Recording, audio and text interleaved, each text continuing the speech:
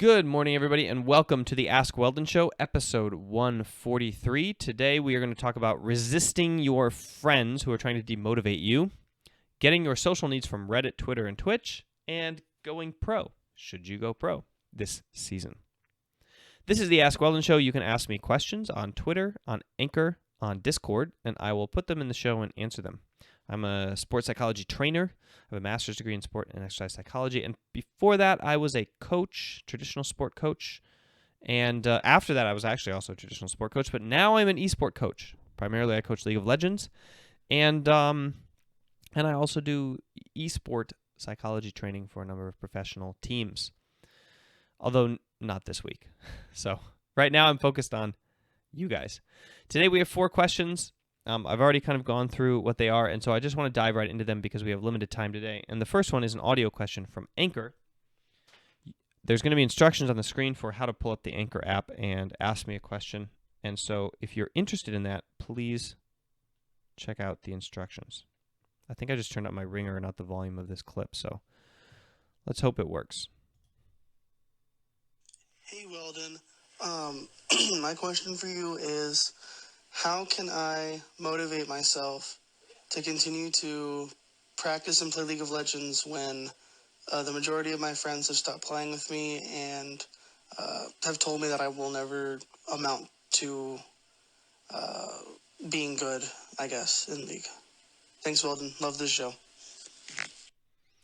Okay, Aaron, thank you for that heartfelt question. I think that a lot of us have that experience. I know that I have been told my friends, but that they're not going to play with me anymore. And also, I have told friends I'm not going to play with them anymore because they're not good enough. So I feel your pain, and I also have inflicted it, I think, on others, unfortunately. This is back before when I was trying to rank up, and I was not yet a mental master, I would say, in terms of like my mindset. So let me think about how it is I want to answer this. First of all, the question is, should you give up? The answer, of course, being no. Obviously, if you want to play League of Legends, you should play League of Legends. But your question is tinged a little bit with how do I feel motivated? So how do I essentially, like, if you don't feel motivated to play, that means you don't want to play, which means you shouldn't necessarily play. So I would start with the question: do you actually want to play League of Legends? Maybe you do something else, right?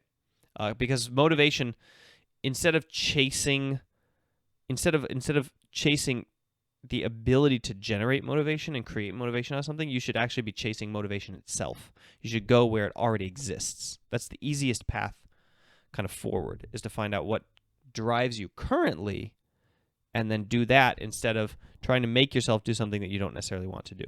So that would be my first kind of aside. And then secondly, if you do want to play and you take great joy out of playing, but like you just can't get over that clicking the start button, then that's kind of a different step, right? Then you essentially have a barrier between you and fun, or you and escapism, or you and training a craft that you desire to get better at and perfect, right? So, and that barrier is anxiety. Otherwise, you would click the button. The thing stopping you from clicking the button is anxiety. And anxiety usually stems from beliefs. So things like you are afraid that they're right, that you actually won't be good. And so you're calling into the show to ask me to tell you that if you train hard enough, you will get better and you will be good at the game and it will be fine. Except that I can't tell you that because some people play League of Legends forever and they never get good, right? So rather than giving you a false belief that is like you're going to go in and things are going to be fine, you're going to get better, train this and train that and improve, what I will say is if you face the belief at the point of resistance, so the thing is that's stopping you from doing is it's stopping you from pushing that button to play, right? And you say, okay, I have this emotion and it's driving my behavior. I have this behavior that it's forcing me to do. It's forcing me to not click this button. But on the other side of that button, I know and I remember that I have had a lot of fun times that I want to experience again. And on top of that, I have this valued goal, which is, I want to play and I want to try to improve. I want to train myself and I want to focus on my goals and I want to do my drills and I want to, try this next outplay with this cool new champion. And I value that. I value that experience. I want to be the kind of person who does as they value instead of as they feel, right? You want to be driven by essentially your choices and not your emotions. And so then, hands shaking, you slide your mouse over and you click that button despite feeling like you don't want to. And that is in the absence of motivation, right? So you've circumvented motivation now. You don't actually need motivation to click the button. You are powering it off of your own volition, your own choice. So that's my advice for essentially how to then get around that anxiety.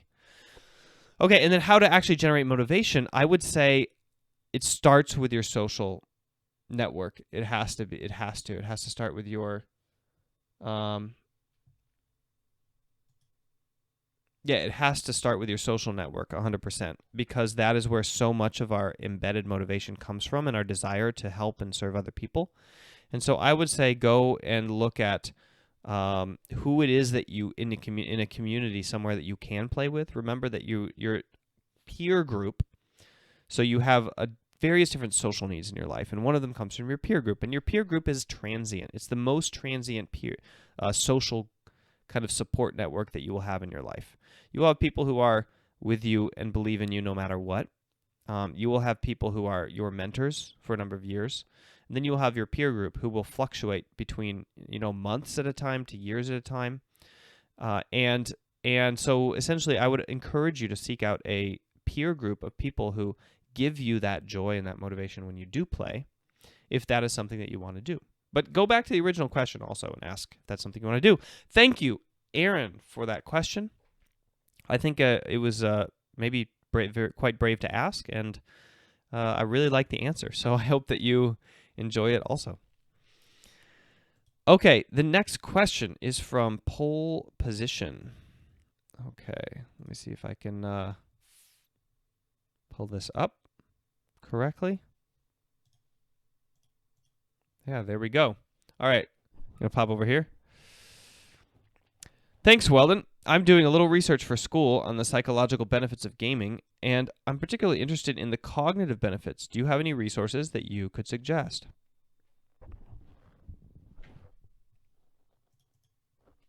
That was pretty cool, huh? Okay. The psychological benefits of gaming. The best resource to start with is this author called McGonigal. McGonigal is her last name, and her book is called Super Better. And her website she has two websites. One of them is her personal website, and then on the personal website, she has links out to her book's research websites. And on those websites, you will find tons and tons of research articles on the psychological aspects of gaming. Now, this is not esport gaming. This is not video gaming. This is gaming in general.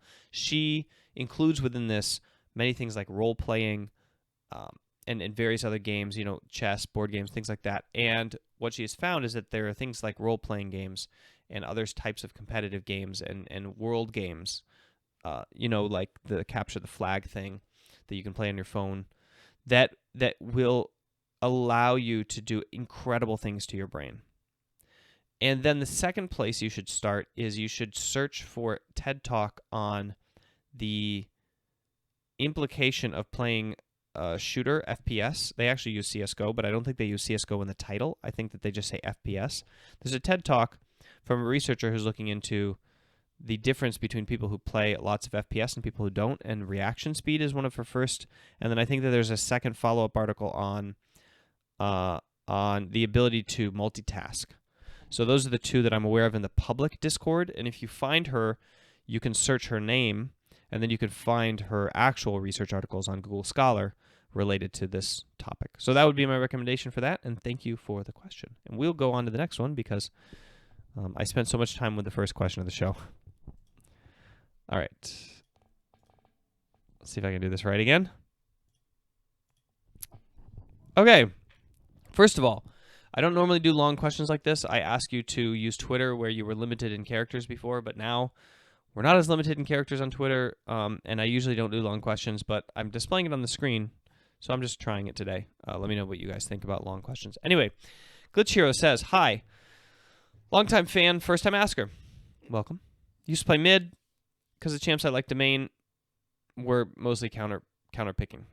I peaked in Gold 1 every season, played ranked. This season I went to Plat 5. I'm 22. I want to be a pro player. I hear in your videos you want people never to double down on esport, but with my ADHD and bipolar, most things are not interesting enough in my life. And since I understand I cannot play League, I want to stream. My only other hobby is music. Drains the same part of my brain as League, so I never do more than 2 hours at a time. Usually one if I'm lucky. What would your advice be to someone who has seemingly unlimited free time, virtually no friends, the ability to play over 2K ranked games a season without being sick of the game? How should I allocate my time? What road should I take to pro, despite irregular eating and sleeping habits and lack of a hobby? Thank you so much. Okay, what a question, right? This was piled in there. Okay, so the basic premise is you have unlimited free time. You don't get tired of League, and you can play 2K games a season. Okay, well, first of all, do you have unlimited free time, or are you going to school? So that's a big question, or working, because then you don't really have unlimited free time, right? It's hard to compete with pros or people who are playing 10 hours a day or 14 hours a day or 18 hours a day if you then have to go to school half the time or work. Okay. Secondly, second assumption, don't get sick of the game. Which game are you not getting sick of? This is an important differentiation to make if you are Glitch Hero or if you're asking a very similar question of yourself. Are you not getting sick of the game of League of Legends that you are playing, the one wherein which you act out who you are and you're playing your game of League of Legends? Or are you not sick of the game of League of Legends that will lead you to become a pro? So that is a different game of League of Legends, right? That is a much more frustrating game of League of Legends and one that involves a lot more effort, both mental and physical, to do. Lots of people like playing League of Legends. Not very many people like training League of Legends. Even pros finish scrims, and you can't get some of them to actually log into the game to train anymore, and they feel pressured by their team environment that if they're logged in, they have to train. They can't play solo queue for fun. They have to play it seriously, and so they just don't. That's how much anxiety they have about it.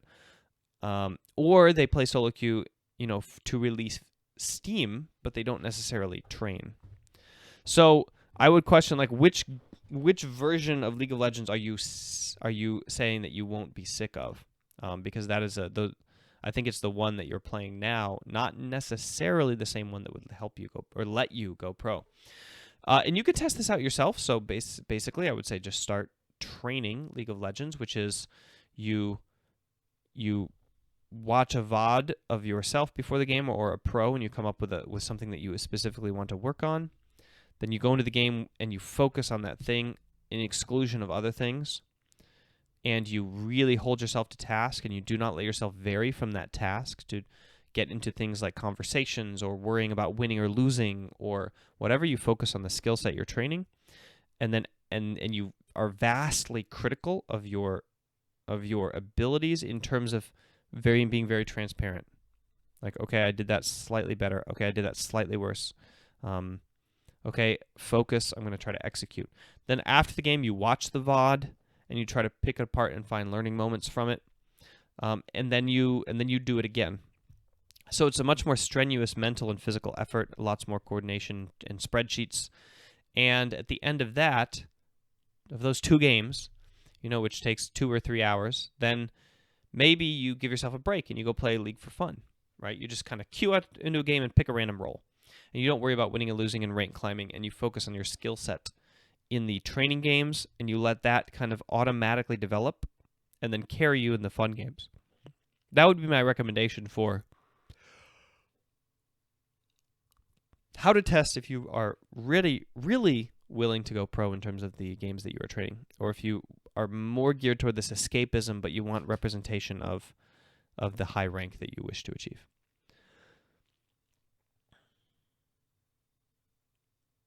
I think I addressed most of the things in that question. I'm kind of rereading right now. Yeah, that's the road you should take. The first road you should take is testing your stomach for training. If you find that you have a high stomach for training, then you should continue that process, basically, and you should immediately get a coach who will improve that process for you by giving you a reflective practice to build on. So that is my answer to that question. And finally, we have a question from Twitter. Let's jump into it. Oops. That's not the question from Twitter. Here we go. Arctic Snowwolf says, do you have any tips on how to lead your team in ranked games? I'm an average player, gold. By the way, that's above average, gold 3-4, and play the support role. Actually, it's directly above the center. I don't think it's above the average. It's within the first standard deviation of average. I know most of the micro and macro information. How do I influence my team to follow my calls? Okay. I don't know what role you play, Arctic Snowwolf, but the way that you force your team to follow your calls is different for every single role. For support, it's quite easy. In fact, the reason I like playing support is because you can very easily lead your team around by the nose, and I really like macro, so I actually have to play support to shot call. And the way that I shot call is I go to where I know there will be an enemy showing up on the minimap, and I put a ward there. And as soon as the little pink red thing of the enemy pops up on the minimap, my entire team goes like, and they just go nuts, and they all just like converge on that red dot, and they're like, kill the enemy, and they can't help themselves, right? It's like a subconscious compulsion. So do not ward in a place where it would maybe even be smart to ward, but it will reveal an enemy that will make your team then fight them. If you don't want your team to fight there, do not ward that place. They will go there if you ward it. For example, I want to trade Baron for Dragon. Or I want to trade Dragon for Baron. I know that they're going to do Baron. They're setting up for it. I can see that they have tempo. I can see that they have item spikes that supersede ours. You know, they're a couple kills ahead. I want to take Drake and bot tower, okay, in exchange for Baron. So I will come out of base and I'll go to Drake and I'll ward up Drake and their blue side jungle if I'm blue, for example, and I'll be pinging the bot tower and blah blah blah, and my team might see their top laner, randomly at bot tower or randomly taking the blue buff. And I'll go and like dilly-dally with him, and they'll come and probably kill him because they can see him.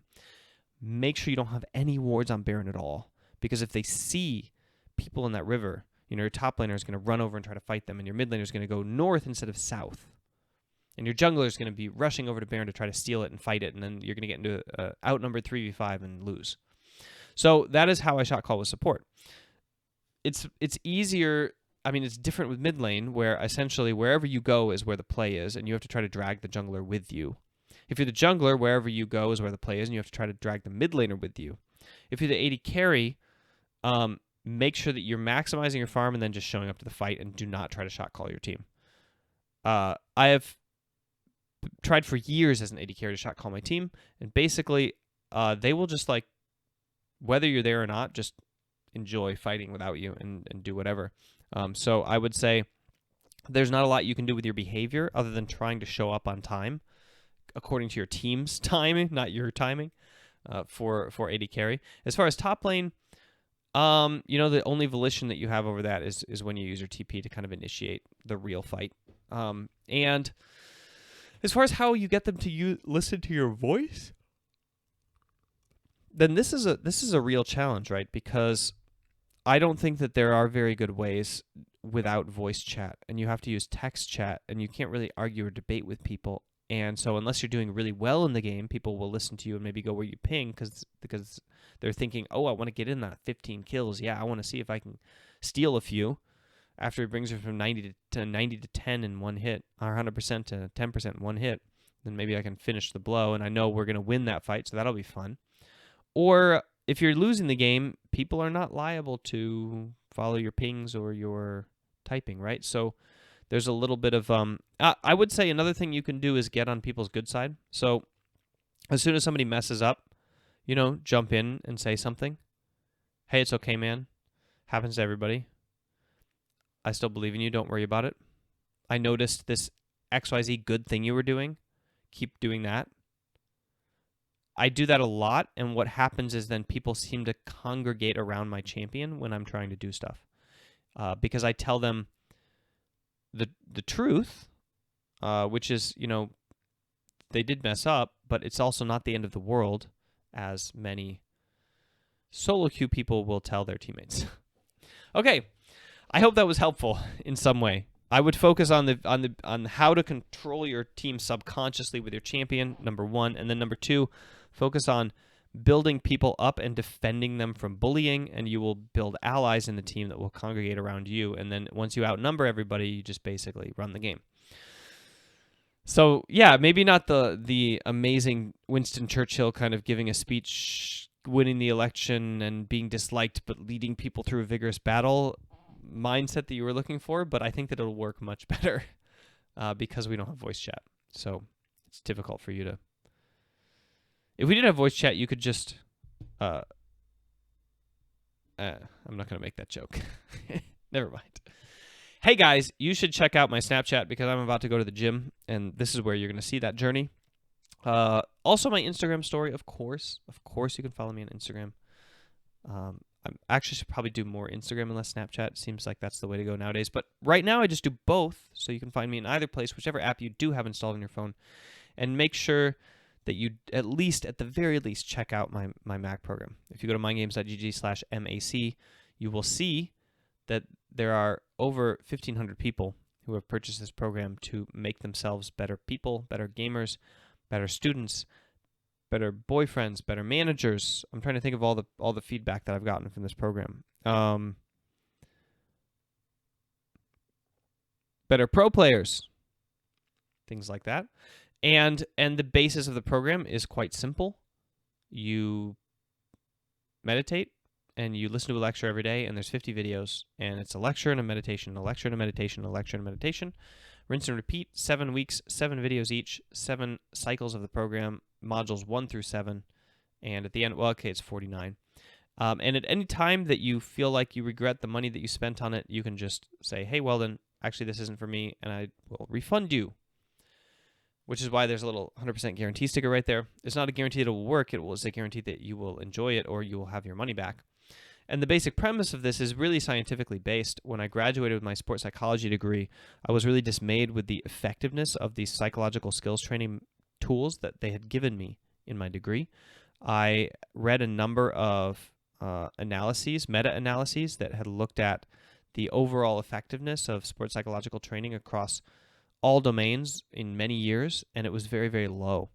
It seems like and on top of that, a lot of the sports psychological skills don't actually have even training associated with them. They're simply trying to look at the underlying mechanisms of high performance, but they have no recommendations for how to not improve those skills within a coaching context or an athletic context, or not ones that make sense, right? Ones that you can maybe manipulate in the lab, but not ones that you can manipulate on the sports field. Then when I discovered mindfulness and the research surrounding mindfulness, I was very heartened, especially because in 2004, it kind of transitioned over to sport in a big way in the research world, and with the publication of a book called something by Gardner and Moore. The title is literally never rememberable. Human Performance in Cycle, I don't know, whatever, anyway. Mindfulness Acceptance Commitment Program. And the name of this is part of the book title. But anyway, I stole their program, which was this really hilarious once-a-week workshop kind of text program, which didn't have a lot of components of human behaviorism built into it. And I created an online program, and I added a lot of my own wisdom from my own experience in training mindfulness, acceptance, commitment throughout the years. And acceptance commitment, by the way, is based on essentially cognitive behavioral therapy, and the one which was, I think the program was pioneered with Alcoholics Anonymous in the U.S., the way that they use acceptance commitment as a group therapy. But anyway, I use it in a very similar way with mindfulness for improvement of performance and mindset towards training and focus, especially focus. And the scientific results coming out are quite good on the qualitative side, meaning the kinds of attitude changes, aggression, satisfaction, actual skill improvement you see through doing a program like this are there. And then more importantly, the neurological changes. If you looked inside your brain after you meditated every day for 3 months, you would actually see physical changes. You would look on the little brain grid fMRI scan thing, and you would see thicker, gray matter in the area of your brain related to executive functioning and the skills that you and the skills of focus and kind of mental discipline that you do in that part of the brain. We don't really know like how you do them, but we know that section of the brain is where you get those skills, and you will notice that the gray matter there has increased drastically, significantly, not drastically, significantly. So yeah, that's why this is the only training program that I sell. That's why I haven't created an imagery program, a yoga program, a sports, a gym program. This is the most effective tool that I have found. I've used it with every pro team I've worked with, and I think that it has the most immediate and most long-term impact on your performance in your life. And that is why I'm trying to shill it to support my channel and also to kind of spread it around. Yeah, that's my sales speech. And subscribe, hit that like button, smash that like button. Is that what you're supposed to say on YouTube or something? I don't know. I don't care. Share this actual video with somebody that you think would enjoy a 30-minute talk show about sports psychology applied to esport and who has not already found my show. That's what I really want you to do. I'll see you guys later.